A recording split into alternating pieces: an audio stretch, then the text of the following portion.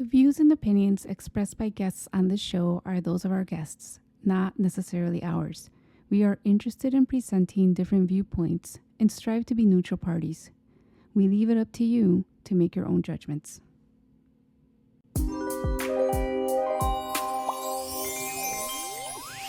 Welcome to Vision Chat, a podcast about spiritual topics, with your hosts, Virginia and Stina. Hello, thank you for joining us. Today, Stina and I are interviewing Caroline Fernandes. Caroline is a licensed psychotherapist, researcher, and educator who bridges science and the sacred through her work in mental health and well-being.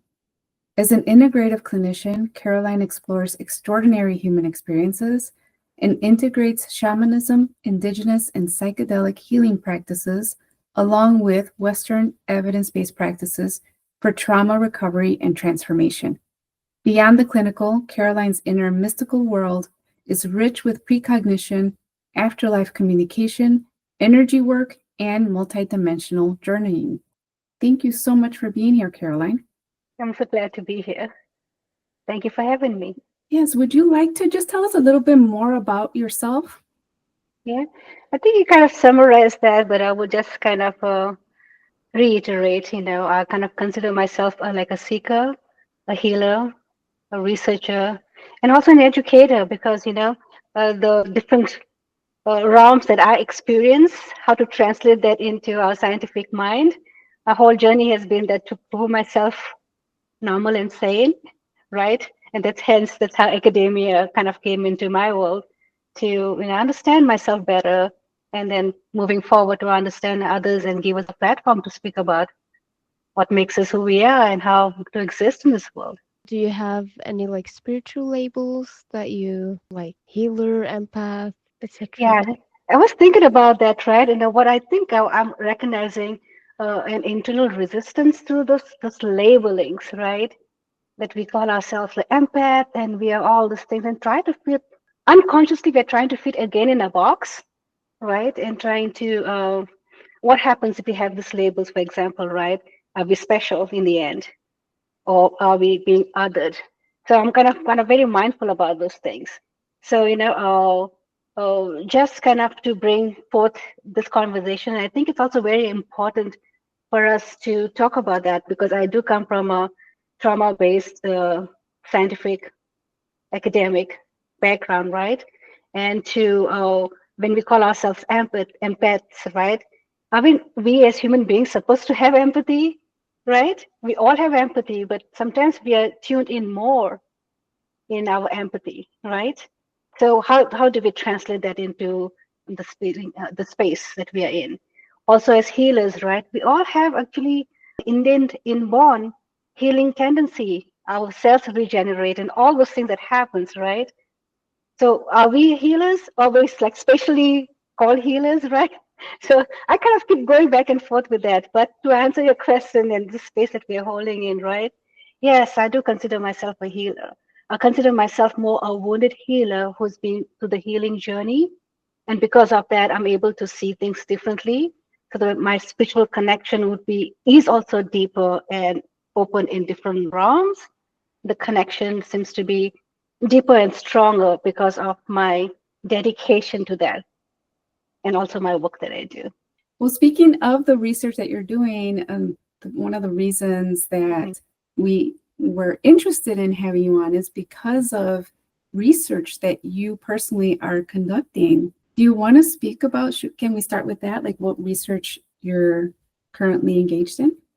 Yeah, I have two going on simultaneously because I'm also a doctoral candidate and actually working on my last two chapters. So basically, I've completed my data collection.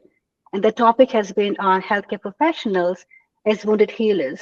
Like that means they need to have a history of some sort of woundedness, right? And it's a lot of childhood experiences, trauma, grief, death, and a lot of those things have shown up. So that is one part of my research based on the dissertation. And also there's a psychedelic component to it because psychedelics is kind of becoming mainstream. People are also gravitating towards that. And I think there's an opportunity for us to talk more about spirituality because psychedelics does crack open in very layman language here, right? Crack open the brain and our perception, and we see things or receive information from beyond our 3D world, right? And how to, when we experience things that's beyond, how do we get back into our body in our regular life? That's what kind of the research is about, the pre-psychedelics phase of life and the post, and it's specifically for professionals like who are licensed.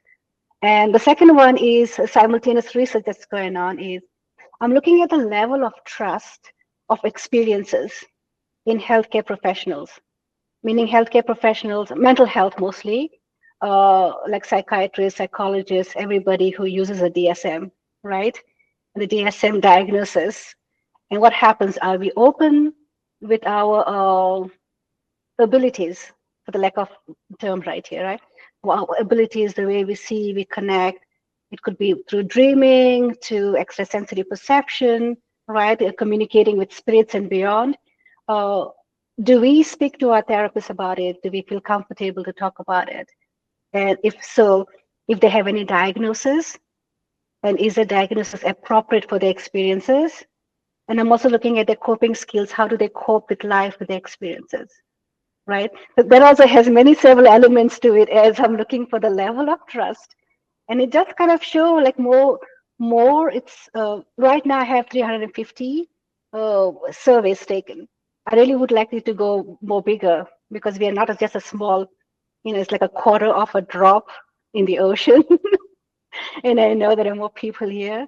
But it's always to get a survey and research interest going, it takes a while sometimes, right? And it does show that people are reluctant to talk. Some of them have never spoken. They've been in therapy for the longest time, but not disclosed this. And that is concerning, right? Because we don't feel comfortable to bring this up or whatever it is, right?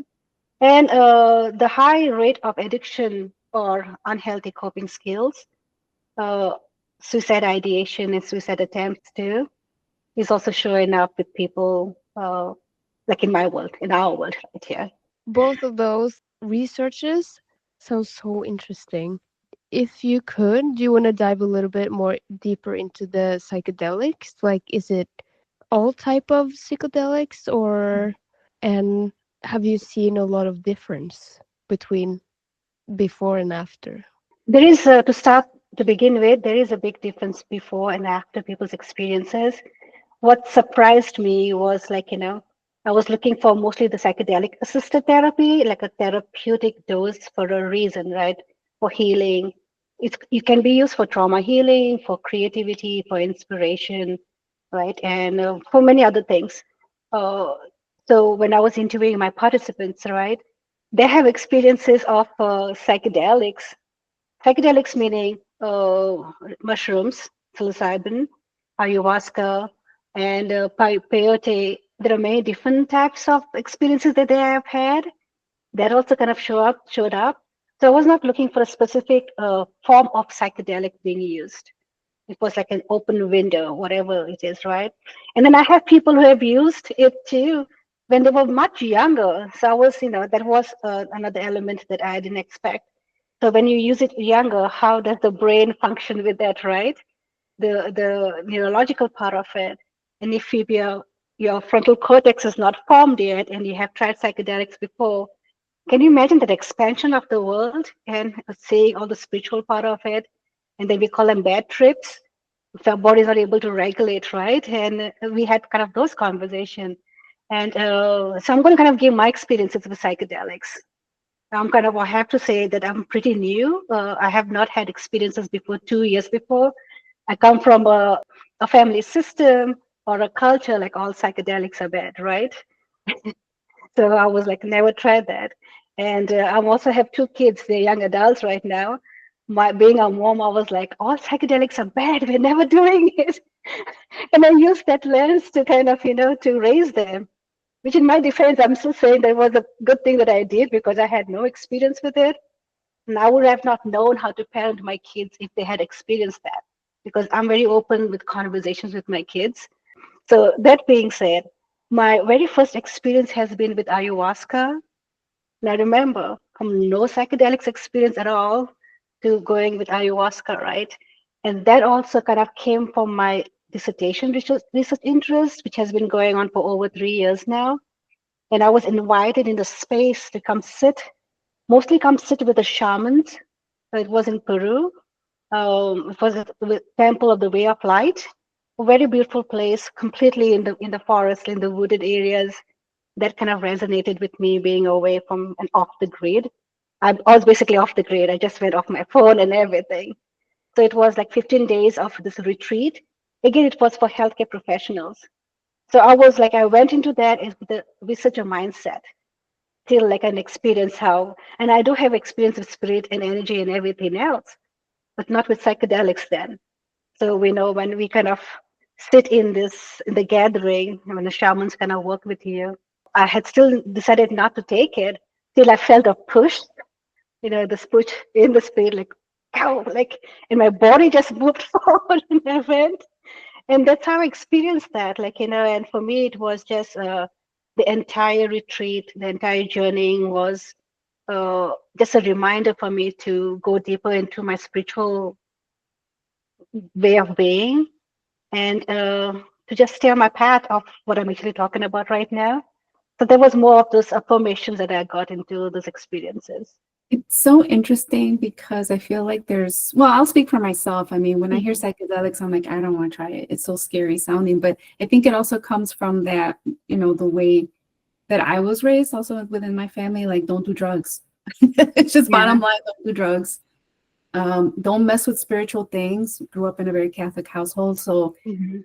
even getting my first tarot card deck was like, oh my God, I'm doing like Satan stuff. Like it's all very scary. The approach is very scary, but like I think breaking down those barriers and those stigmas and, being open to, well, Yeah. what is out there? What can we explore? What can we learn? Yeah. And for me, for me, being already spiritually connected, right? And I'll talk about this more. When you're already sensitive to the other world, how are we stepping into this world of psychedelics, right? So I had to, like, the preparation was very important for me. So I met with these people, whoever, I met with the founder. Oh, his name is Matthew. So Matthew kind of sat with me and we went through this process. But there were also professionals, other, medical doctors. That is important for me. For me, whenever I try that now, I need to have like a medical doctor right near me because of all this, the sensations you feel in your body and everything, right? So I was scared actually, kind of even trying that. And I'm also right now apprenticeship program with Dr. Vandria Pennington. It's been over a year right now, almost 2 years. I've been working with her to actually host groups, retreat groups, and to work with psychedelics. She works with mushrooms. Let me get their name right. Truffles. There's a special word for that. It's truffles. And this was in Amsterdam. Actually, last September, I sat for that. I went for the retreat. It's a beautiful retreat only for women. And there's a lot of preparation in it, going into the retreat before we physically even are in that space. And then again, preparing when you're in the space and the integration part of it after the medicine, because that's where we get lost, right? Because not only the physical part of it, the spiritual part, how you say, the unseen things, the trauma. When you're in this psychedelic space, in a way, there's no control of that. Even if you have an intention going in, it all depends on the medicine, what the medicine thinks. In the Western culture, we are still kind of need to know that when we talk about medicine, especially plant-based medicine, they have its own energy. It has its own spirit, right? So that is important for us to kind of know, recognize that. Because when we sit with those things, it will take you to places and realms kind of you have never been before, or it will even take you internally into your unconscious that you have tried to avoid, right? And that gets very tricky and complicated. It can be traumatic. Again, go into that experience, not in a way that it's damaging. That's why we need to have support after or during to help with the process, to simple exercises like even breathing when you're experiencing psychedelics too, right? So, those things are important.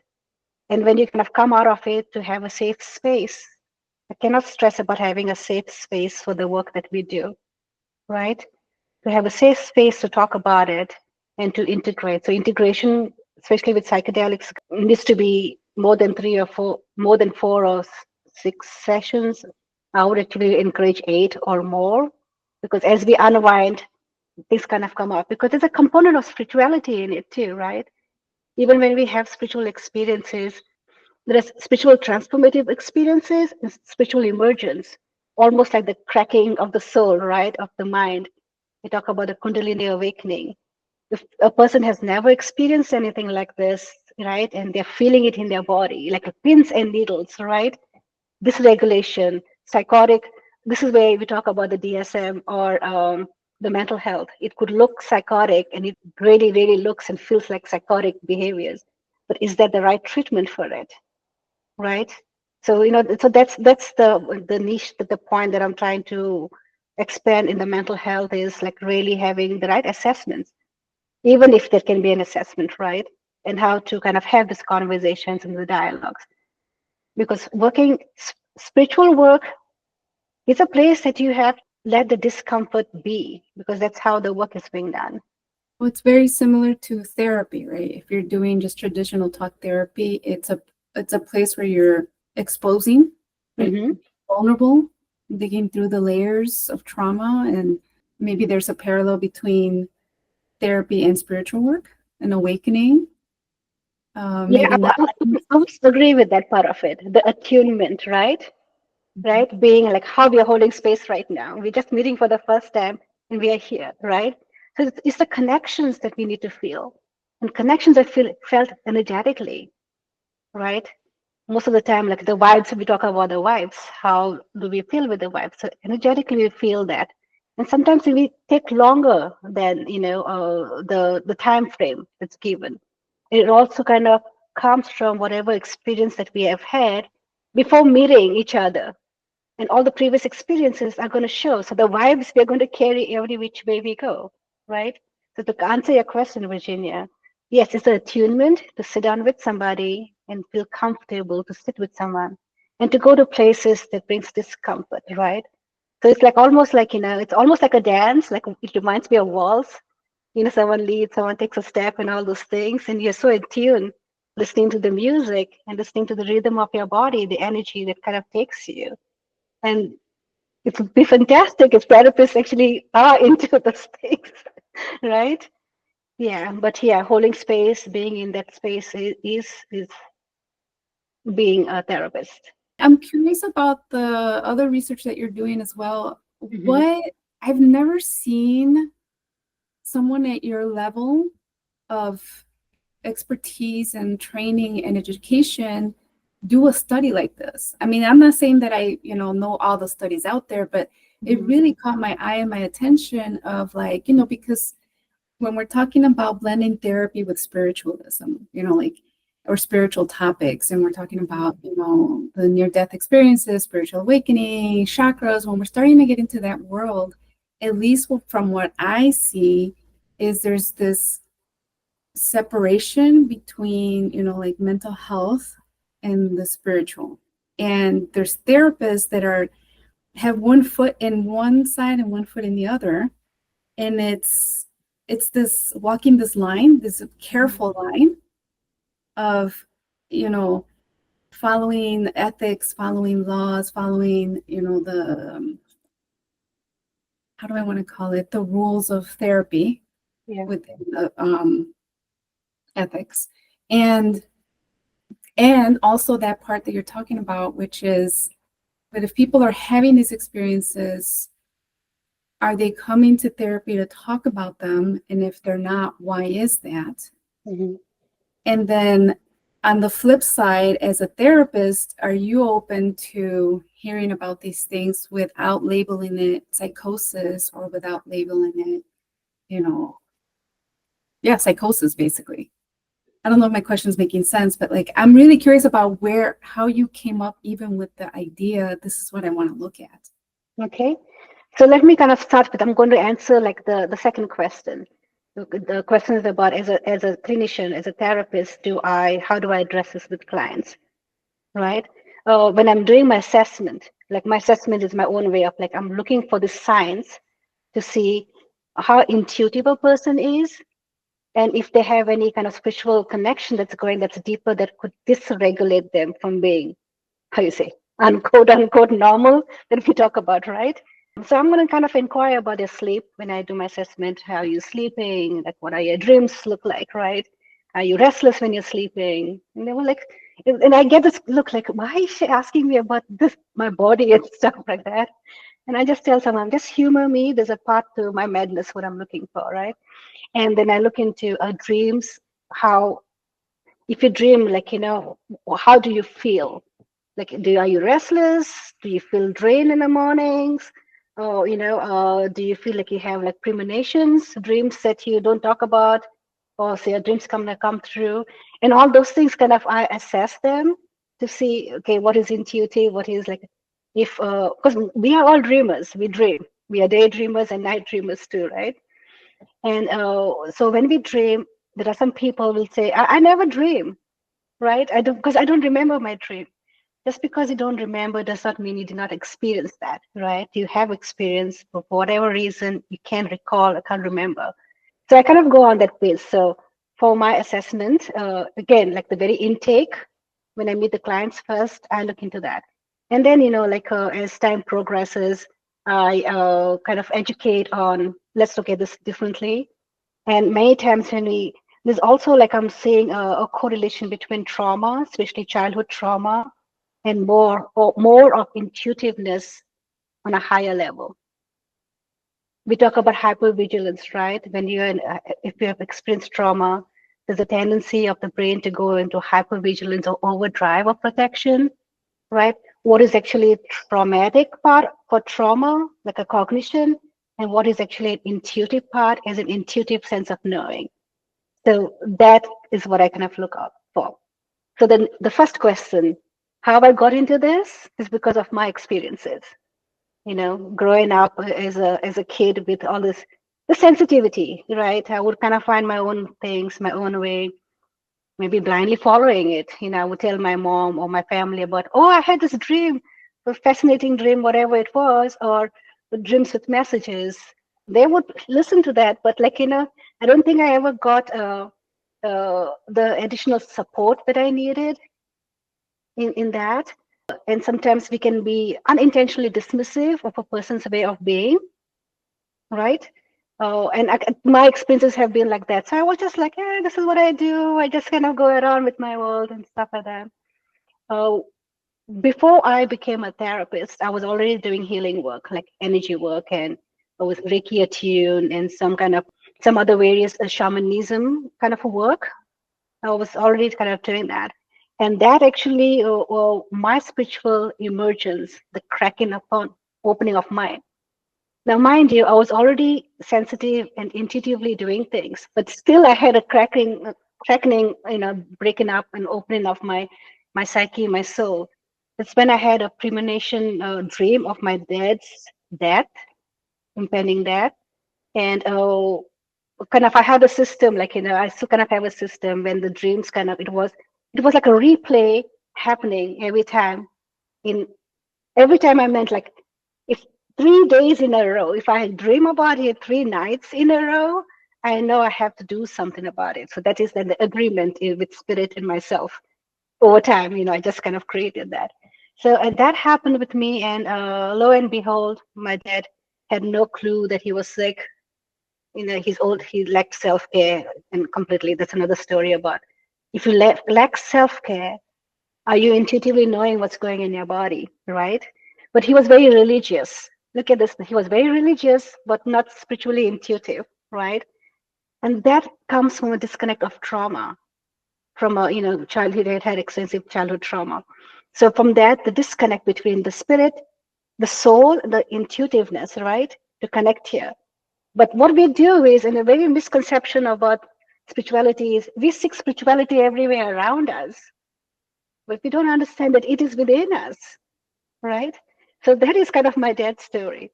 So my dad, after that dream, like, I was like, oh, had to kind of tell him that you have to go for a physical. He was like, no, I'm okay. There's nothing wrong with me. I'm just walking around doing my stuff.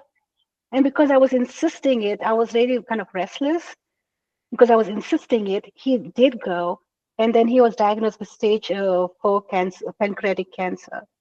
And within 3 weeks of my of the dream and everything, it just kind of collapsed, and he did die. And there's a lot of similarities what I was shown in my dream that actually had happened in his reality. And we are in different countries. Like I'm originally, like I come from India, so he was in India and I was here. That is also important, like how distance thing works, right? So I'm here, he's in India, so he goes and all the stuff. And then after the grieving process was difficult for me. How do I grieve now? In a way, like, was I accountable for having this information and kind of, letting him know about this thing? So, that guilt and that the grief and the guilt, I was kind of dealing with that. So I was completely raw, open, and so dysregulated, right? That could have been bereavement, we talk about in mental health, or almost. So that is one part.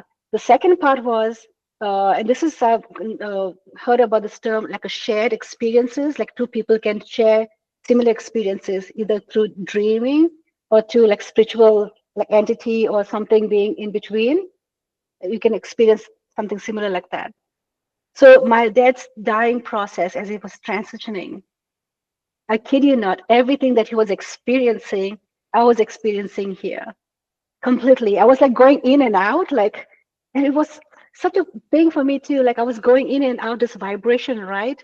And I had no concept where I was. And this was no drugs, no alcohol, no psychedelics, nothing. In my regular life, I was just kind of going in and out. Even though, like, we talk about many palliative care specialists will talk about it, when people before dying in the in hospice too, that they talk and communicate with people like their parents and like people beyond. So my dad was also doing that, and whoever he was talking and naming and calling out, I was seeing those people too. And this was confirmed by my mom later on. She was like, "How do you know?" And this was years later, years like 5 or 6 years later, when I finally wanted to speak about it. She said, "But how did you know this?" I'm like, "This is what happens to me. This is what I do, right?" So that's when I was like, I would have been diagnosed with psychosis or schizoaffective because, or schizophrenia because I was, and I did explain this to people in academia. And they actually said, I think you need to go see a specialist here because this sounds like psychosis. But I'm like, no, it's not psychosis. This is what it is, right? And the pushback, I got a lot of pushback in academia and places that you would think we would feel safe, right? But there's a lot of unsafety in those areas too. Again, the othering that happens, right? And, it's also, we are in the Western world of medicine, Western world of academia and all those things. So still answering your question, that's why my research started. I went to school to learn about how to be a therapist. That because also another part of it was because when I was working with a client doing energy work, the stuff that kind of came up, and now, as an energy healer, and we need to also be ethical and mindful about these things, our limitations. So my limitation was, as an energy healer, I can do this, but the rest part about your chaotic trauma, I was not trained for that. So I wanted to be like, I wanted to be an energy healer, but also we trained to be a therapist to hold that container for you. I was also had an background in psychology, but I was not trained to be a therapist. That's when I went to school. And the pushback from academia, like, but this is what I want to do. Oh, but we're not doing that. But this, what about this? Oh, but we're not talking about that. And this kind of conversations, right? Yes.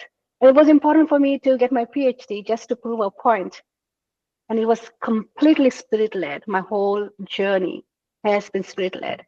Wow, that's so incredible. And I'm so sorry about your dad. It sounds like you've been in tune and also using the spirituality stuff, you're actually opening a new door towards two different subjects that has been separated and people don't want it kind of to be with each other, to intertwine, because I think 100 years ago or way back when it was not witch doctors, but like medicine people that used their spirituality to heal. And it is something with it as well. It's not only disease, I guess. And Yeah. you also got to make a good point here. Like for my literature review for my dissertation, when I was looking for, I like history, so I kind of like to go, and we just sometimes just research a lot of stuff and get down the rabbit hole, right? So I was kind of, my topic was as healthcare professionals, so I was looking into the professionals that we know. So going back into psychology, Sigmund Freud, Carl Jung, and all these people in modern society of healthcare, right? Looking into them, and also looking at the male and female, and to see, like, men were like mostly intellectualized, everything that they were doing, and more in academia setting, and women like kind of function from their heart, like nursing and all those things, right? And they did a lot of community places, like, I mean, expanding the community and the need.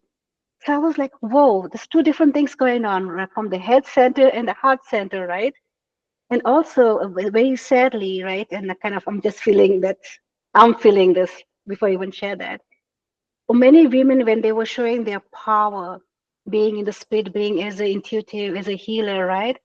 They were hunted down. The witch hunting was so true, right? So a whole chunk of history is missing because they were either not talking about it, and they were doing things underground, and if they were caught, they were just burnt, and the families were destroyed. So there's so many parts that's kind of showing up with my research, and every time I research something, I have to take a break, because of when I feel it, I not only intuitively feel it, I see the narratives, right? The clairvoyance, the clairsense, and all those things, feeling it in my body, what I am kind of the narratives of them. So the whole process has been very difficult for me as a researcher too, because I'm just not doing, okay, this is my mind, right? I have to research, take a break to process what I just experienced and what I just witnessed. By the time I'm starting again, there's quite a bit of delay in my research part of it, because of I'm trying to figure out how to take care of myself. Because as a researcher, the burnout and that re-traumatizing through someone else's lived experiences. So you had asked me about empathy earlier, right? So being an empath is what that is.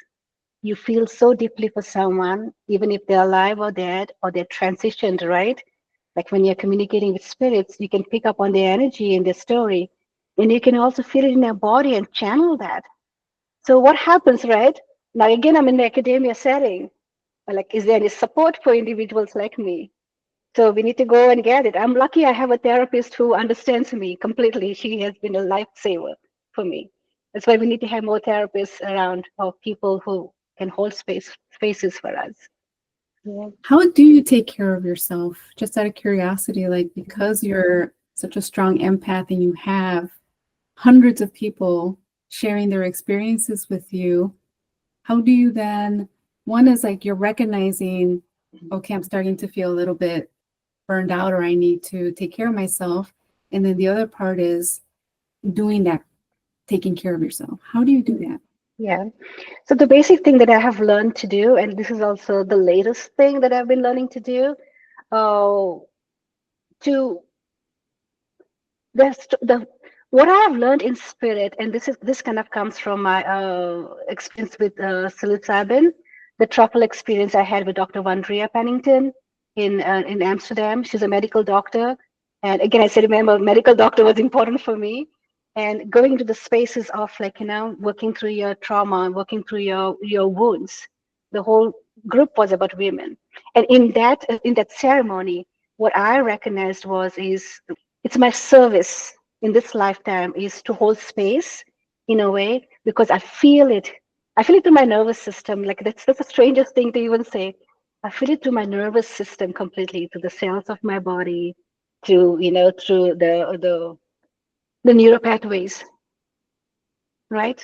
And especially when I'm in the space of medicine, like with psychedelic medicine, it just enhances everything that I experience. So in that space, right?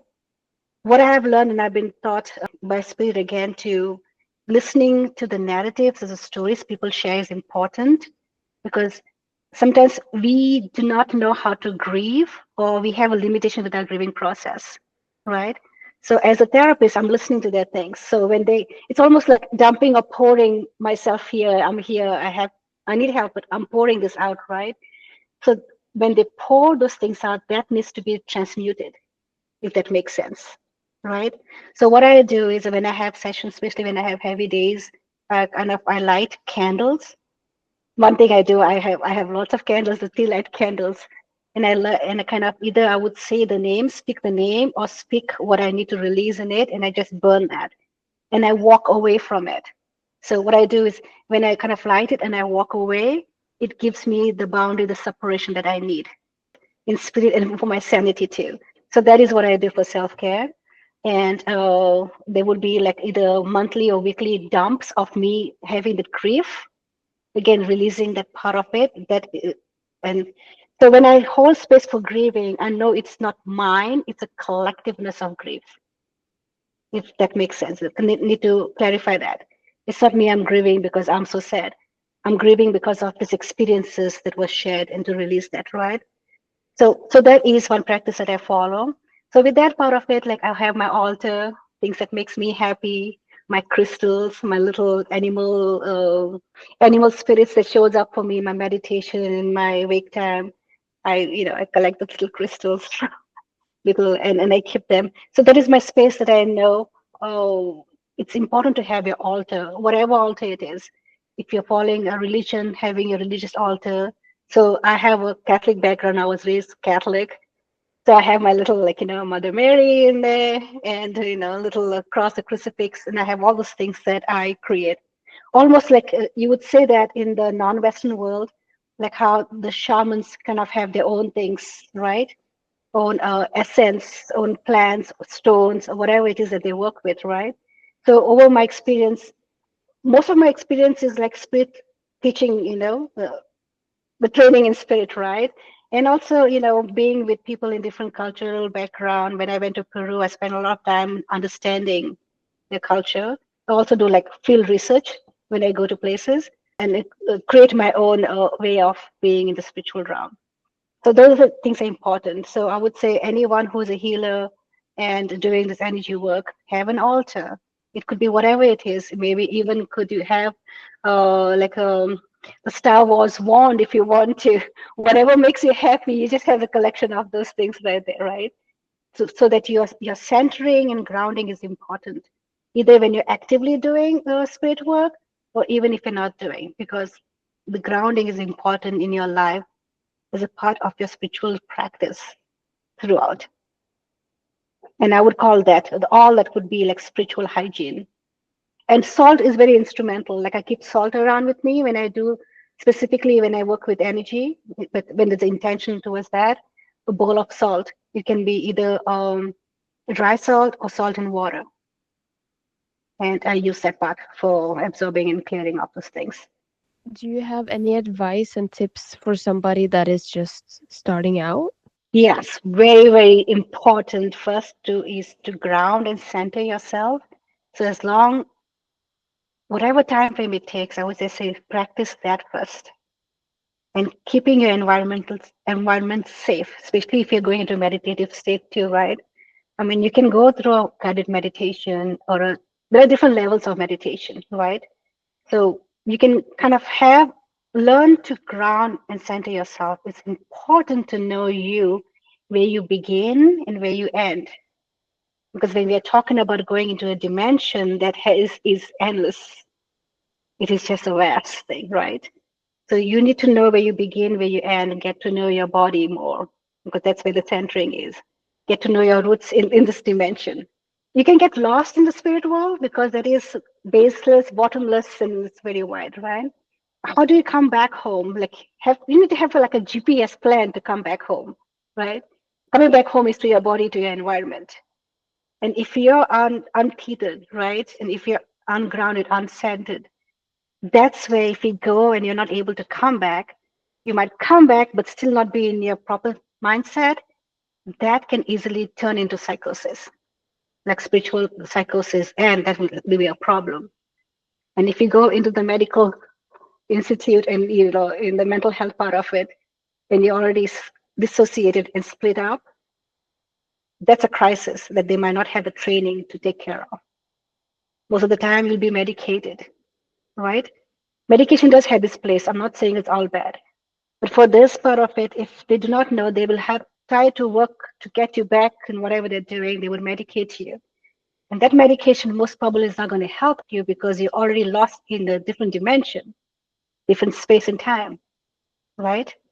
And there are many cases like that. Like there are people that I've been working who've been heavily medicated before and trying to figure out. And I'm like, Jesus Christ, you should have had this help, not that help, right?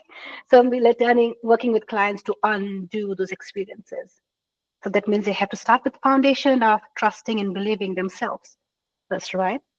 So I would just say for beginners, be very careful. And just do the basic thing, clear the space you're sitting in. If you're using a chair, let the chair be cleared off, blessed, for example, right?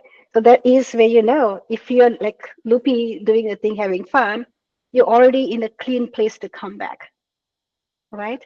Use salt, as I said, dry salt or diluted salt in your space. Because many times when we go into a meditative space or beginners, in the spirit world, there's quite a bit of conversation in the metaphysical world, but that trickster spirit right there, right? And they just wait either to have fun. Some of them are like really pranksters, just want to have fun, but some of them are pranksters with an intent, right? And then if you're going to open this beyond and all this thing, I do not know, that will be another conversation. We talk about portals and interdimensional things, and people have entities they talk about. Then they talk about different aliens, different forms of being, creatures that we have not seen and stuff. And if you have no experiences, can you imagine what's going to happen to the brain, to the psyche of that person? And this is a lot also psychedelic induced. It can happen in regular life, right? There's also quite a bit of study done on how meditation can cause these issues too. Going into deep meditation, you can have a spiritual emergence. Can you talk more about that? You're saying Yeah. if you go into a deeper meditation, there's danger if you're not knowing how to protect yourself or how to Yeah. ground yourself properly? Yes. Not to protect yourself and not to ground. And the world that we live in, I'm going to speak morely like just to understand, right? Because for the viewers too here, the world that like our interview is actually so Western based. We are in this culture, right? Uh, we are Western based. Even my conversation is quite a bit of, you can hear that Western side of conversation. So I'm just going to go to the Eastern part of it. That's where I kind of come from, right? Here, this I have experiences with deities, like local deities and big deities and gods and goddesses, right? These are the exposures that and experiences in the Eastern side of that. Then you go kind of to the South American side of, they talk about the spirit of the land, the spirit of the medicine, and the different realms that we live in, right? I'm going to speak from that language, from that part, right? And to answer your question, yes, when we go into a deep meditative state, right? Also, meditation also kind of has been followed from Buddhism, right? I mean, like we are using a Buddhism concept again in the Western world. And imagine the preconditioning that we have experienced in our life right here in the Western world, like from schools and education and everything. And imagine what's taught to you, like when you're in a remote village in India, for example, right? Their school system or the early nurturing of parenting is going to be very different of understanding of the gods and goddesses and spirituality than compared to ours, right? So speaking from that part of it, from that world, again, there are many deities, many gods and goddesses, and many different realms. In this world, we can talk about Star Wars and how that conversation can overlap, right? Yes. So coming back to there is actually a book. So the book, The Dark Side of Dharma, and it is by Anna Lutkajtis. Actually, she talks about it, and her whole dissertation has been through her lived experiences too, about the dark side of meditation, dark side of Dharma, and how, just kind of an example, if you're in, for me, This is the multicultural piece in spirituality that we often forget. Spirituality is so multicultural. It's not one dimension right there, right? Even when you talk about individuals who have experienced alien abduction, right? Who have UFO sightings in their experiences, and when you have these things, and if you see a UFO and you know it's not from this worldly, can you imagine their life? What's going to happen to them once you experience these encounters, right? So even in the Western world, we have a multi-dimensional way of being, multicultural way of being in spirituality. That is something that we should kind of remember too. So imagine if you are going to a deep meditative state, right, and you know your cultural lens or your worldview. Wherever we go, we take our worldview. That means our biases and things we love, we don't like, and things we read and all that is ingrained in us. So if you're going through with that into a meditative state, and you're and having a wonderful meditation, like such an amazing meditation that you go deeper and deeper, and just when you're having a deep meditation, just say somebody kind of, see this beautiful, beautiful energy has multiple heads, multiple hands, and is talking to you, right?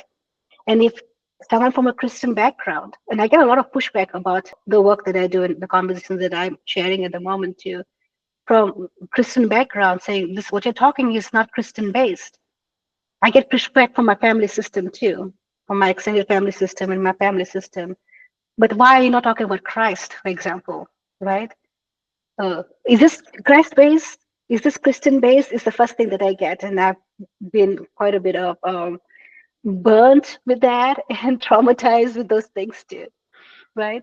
So imagine a Christian going into a meditative state saying, because the doctor recommends you should be meditating and doing breath work to lower your blood pressure or your anxiety, right? And that's the way that goes. And the person is really enjoying, like, doing the space. And suddenly sees this beautiful deity trying to communicate with multiple hands and, multiple faces, right? Can you imagine what's going to happen to that person who is in a deep meditative state, experiencing that, right? It could be unsettling for someone to experience that this is against their belief, right? And that can create that spiritual emergence, the dark side of meditation for individuals like this. And instead of receiving the message, that thing is triggering and re-traumatizing them or traumatizing them. That makes sense, right? So it's situations like this. So again, I'm speaking from a cultural lens because for me, if someone comes with multiple heads and all, I'm like, okay, what are we doing today? Like, what's the message here, right? So that is the understanding. And people don't like to be doing meditation. There were a couple of years ago, I worked in an inpatient mental health facility. I was not doing therapy right there. My intention was to bring the holistic part in, lowering your stress level, your anxiety, to find the calmness within you, like some yoga poses, not even poses like with asanas, okay? Just using the chair and some stretches. Let me just say some stretches, right? And breathing, not going into deep work of anything. The amount of pushback I got in from the staff and even the patients, right? Exploding, saying, that is not Christian based. I don't believe in it. But I'm just telling you to relax, to breathe. I did not speak of anything spirituality. I just said, let's take a deep breath together. And the person was so dysregulated, right? And pushback was because I was talking about the devil stuff. Then I was like, in my defense, like I was like, so you're saying that you do not want to breathe in my session in the group? What am I to do if you're not breathing? Like, do I have to call someone for assistance? And I said, Caroline, stop, don't be cocky right now. This is not because I was like just blown away. I'm just saying, take a deep breath, let's breathe together, right?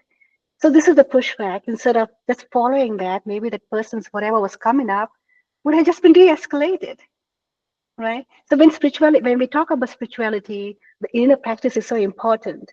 Because of my ongoing continuous practice, I was able to take care of myself there.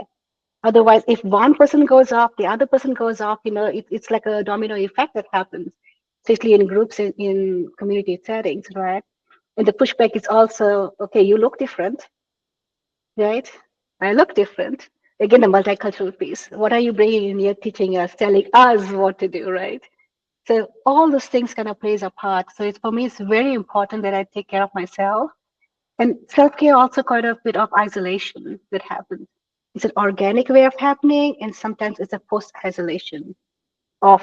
I think there was a question that you were asked about, have I ever kind of experienced people pushing back a lot, right?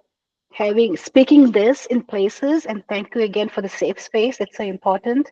Safe spaces are important to normalize my experiences, to normalize experiences like what we have. And the reason for y'all to go also in this research and to have this podcast is so exciting, right? And whatever your experience is, how to have safe spaces. And I really appreciate this the podcast that y'all are actually. I have checked people, your interviews, holding safe spaces for us to talk about this thing. It's so important and so needed in our world today and where we are in this country and where healing should head. That's the path towards opening up and being safe. Yeah. I hope I answered your question, Virginia. As you see, I talk a lot.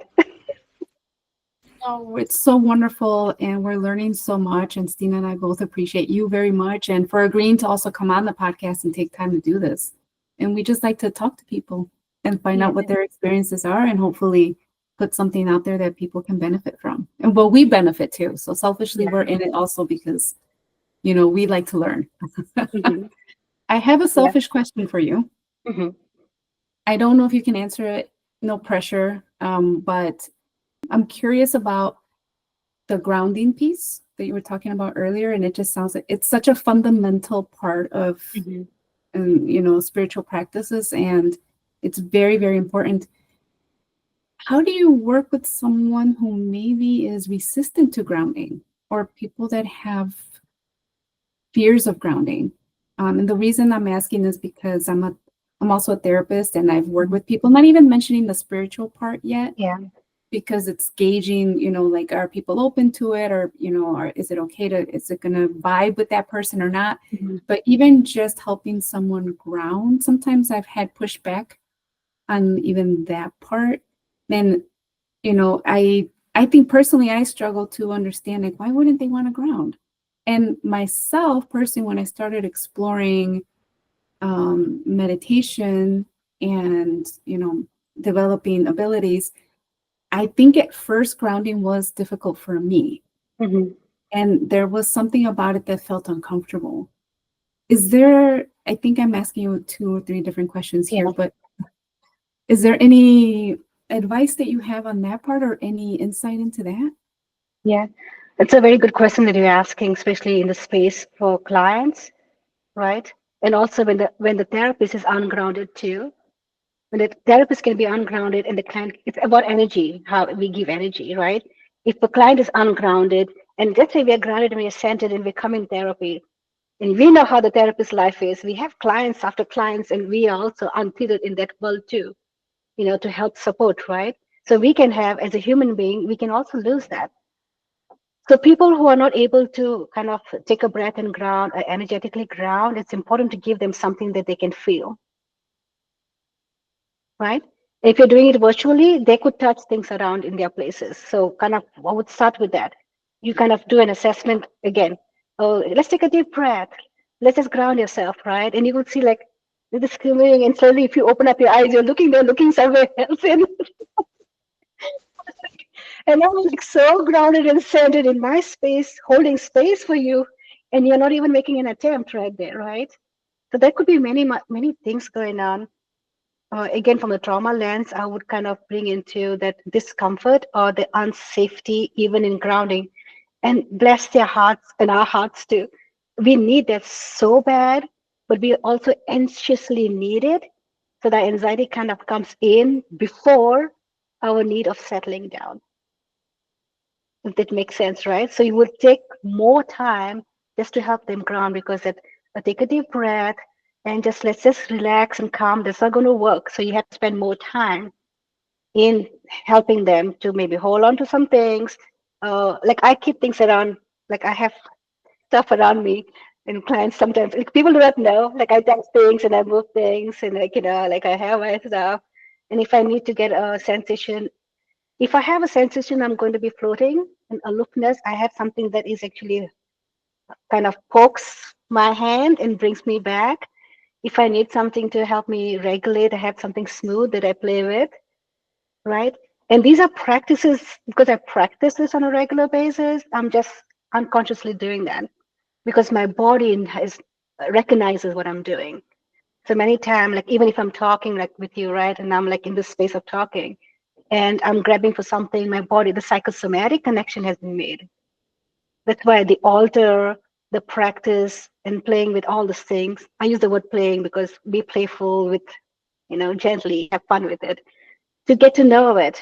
Because some spiky types, if you have tactile or sensory issues, maybe some things might not work for you, right? And I do have sensory and tactile issues, and I have found my things what works for me, so I keep them close by to me, right? And I also have like, yeah, if y'all can only see what I have this side.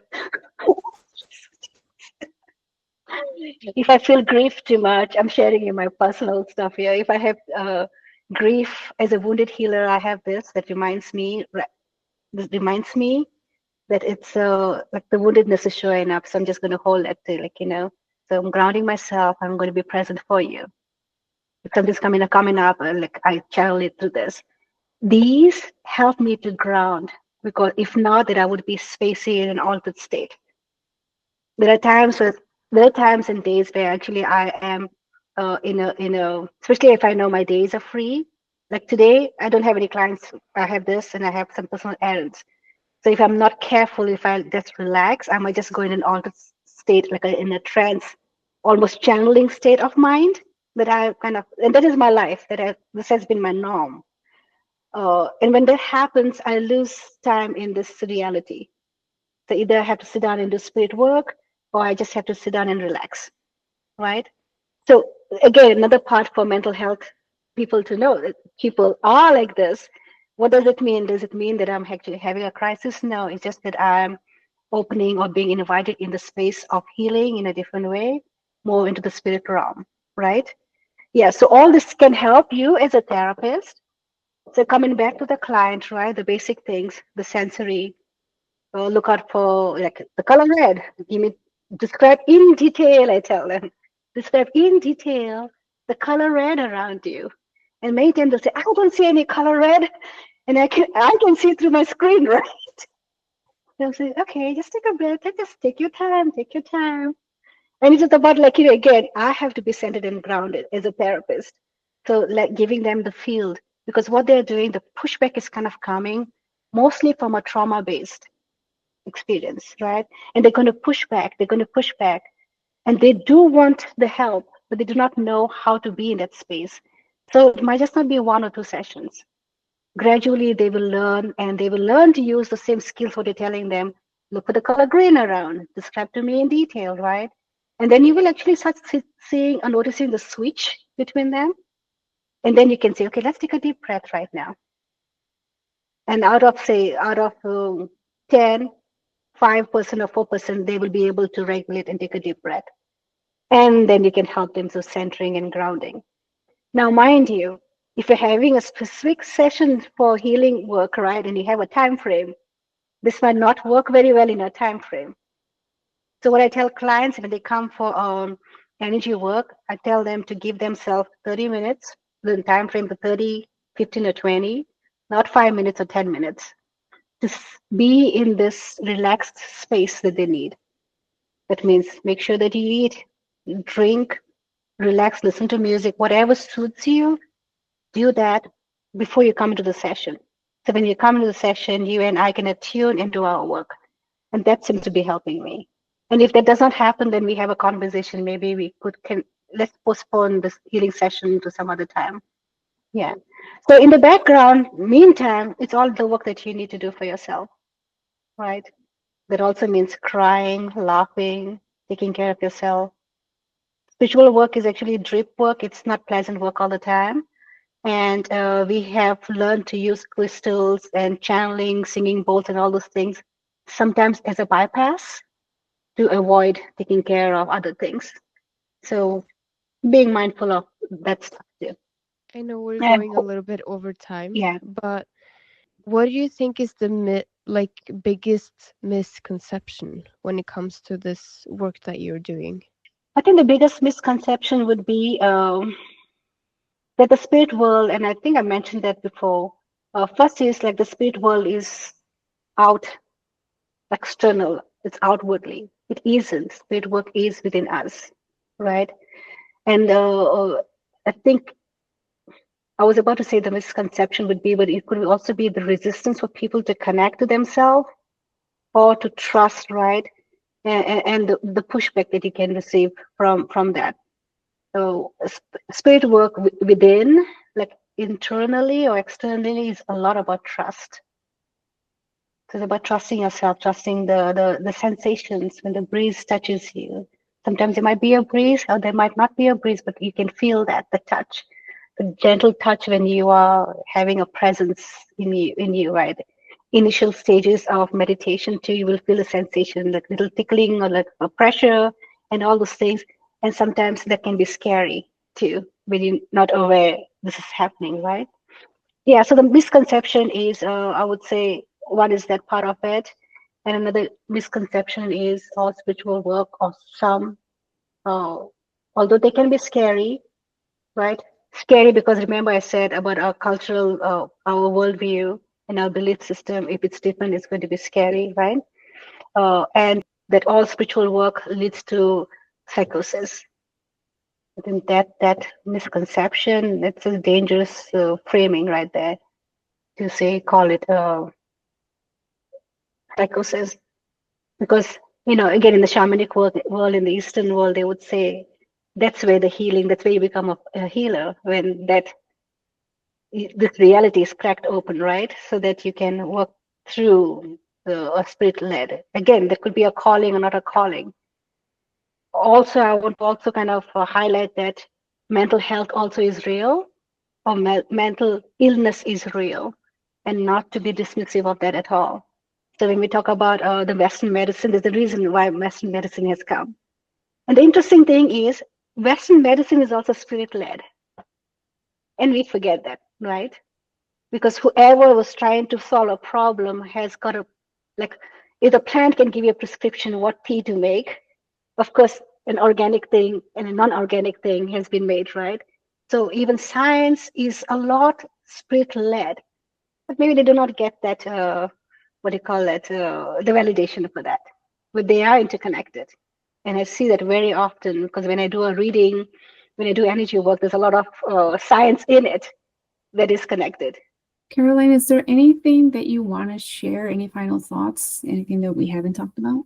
Yeah, I would kind of really want to like to stress is about finding a community.